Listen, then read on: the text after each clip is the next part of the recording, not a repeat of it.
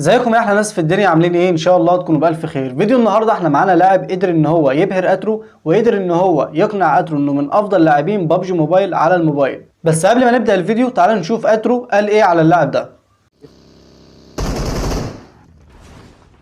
هنشوف سولو لهو ها درازة يابا. وصل بريفان كفو حلوة. يا الله تيم تدينه. اللقطة. 0-0. لا لا ما جماعة يليق. سكواد كامل بش عليها 4 يلعبون. كفو يا طيب نبدا بوحش الموبايل ريو. وطبعا الفايت ده اللي لسه اترو متكلم عليه حالا. والعيال غشيمه غشيمه وبتلعب الاتنين وسكواد كامل وهو سولو سكواد. عايزين نشوف ايه اللي هيحصل. الواد ده اتدمج نوك كده، باقي 3. بص ايه من الخصم، حرفيا الخصم بلع لريو الطلقه كله في وشه. كده باقي 2. الاول التاني علشان يكون سكواد وايب ما كملش دقيقه. بص هنا الخصم خطف صاحبه، خطفه في ثانيه. 2 مش 1.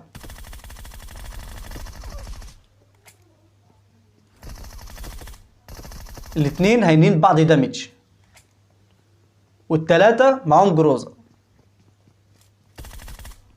فايت صعب. العيال بيتحركوا حلو جدا، بيغيروا مكانهم، وهو نفس الكلام عاش نوك. كده باقي 1. الواد اللي ضده ده بيلعب، لو تحسبها هتلاقي الاتنين ما بيقعدوش في مكان واحد. وشوف الواد بيستعمل السماعة كويس. فايت صعب.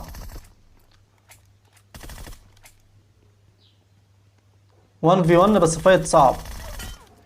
انت متخيل لو كان نزل على المولوتوف الواد ده كان هيجيبه بكل سهولة. تعالوا نشوف المنظور اترو. اوف سحبوه. طبعا تحياتي تاني لاترو وسكوادو، لان اترو من الناس المحترمة جدا والقديمة في المجال، واللي حرفيا انا بحبها جدا ومتابعها من فترة كبيرة جدا، من ساعة يعني من السيزون السادس او السابع. تلبك السريع خلينا نسمع كان بيقولوا ايه. حياته كلها مسمين عليه 2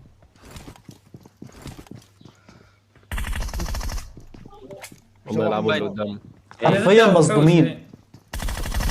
نايس شوفوا كفو السكوت كله مع جروزة. ان لاعب قدامك كتير موبايل بيلعب هاترو. يلعب بالطريقة دي، اتوقع تقييمه عادي ده كمية رعب.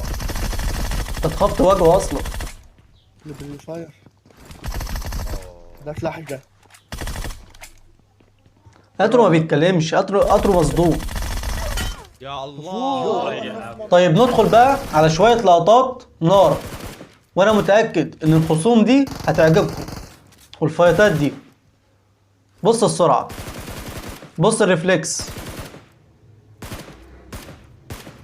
طب انت لو قدامك واحد زي كده هتفايته ازاي؟ هنا هاندي كام يا اخي، الهاندي كام حوار.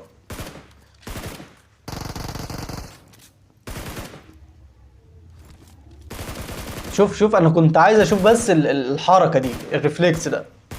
لا عاش سريع، وانا بحب اللعب السريع بصراحة. بص الايم يا عم.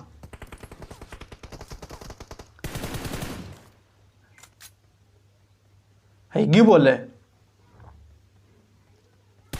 هو بيحاول ان هو يعمل ان هو مش شايفه عشان الواد يطلع، بيعمل فيه اللي عمله.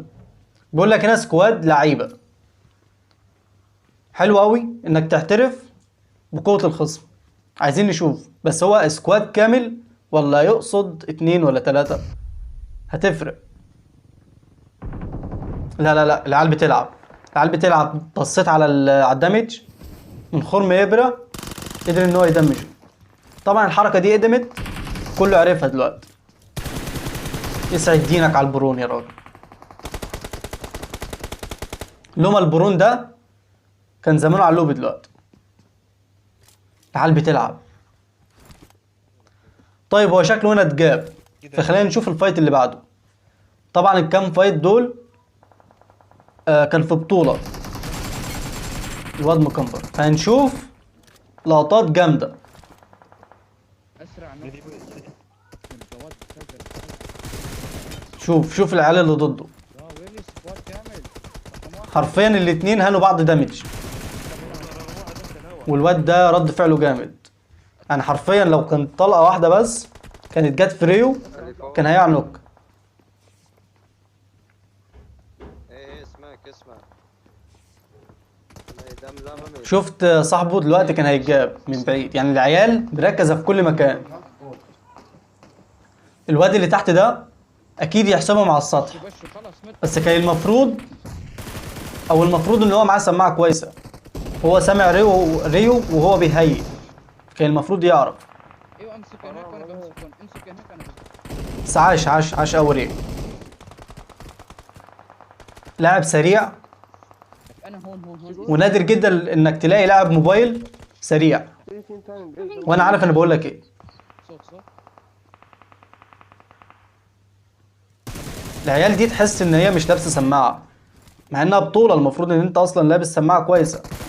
بص رد فعل الخصم، وشوف السرعه بتاع ريو. الواد اصلا معرفش يعمل معاه ايه، ولا الخوذه بتاعته طارت. تركيز فل. سكوادنا دول والله سرقوا كل كلها. حرفيا ريو هو اللي جاب السكواد كله يعتبر. عايزين نشوف ايمو بسكوب 4. نايس ردة فعل، نوك، عاش. بس كان في غلطة، هو كان حاطط السكوب تحت شوية. كان المفروض ان هو يحط السكوب على السطح.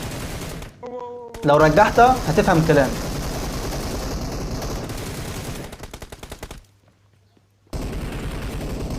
العيال بتلعب 2 نوك من التيم بتاعه، مش بقى اللي هو وصاحبه. شوف دمج الخصم، حرفيا متهان دمج. مفيش اصلا، الدرع طار. طب تقدر تريفني جزون انك تكون ليدر او قائد التيم دي مش حاجه سهله، لان السكواد كله بيعتمد عليك. طيب وبكده يكون الفيديو بتاع النهارده خلص. بتمنى لو عجبك الفيديو ما تنساش اللايك والاشتراك، ولو في اي حاجه ناقصه يا ريت تقول لي عليها في التعليقات علشان اقدر اطور منها. وبس كده، سلام.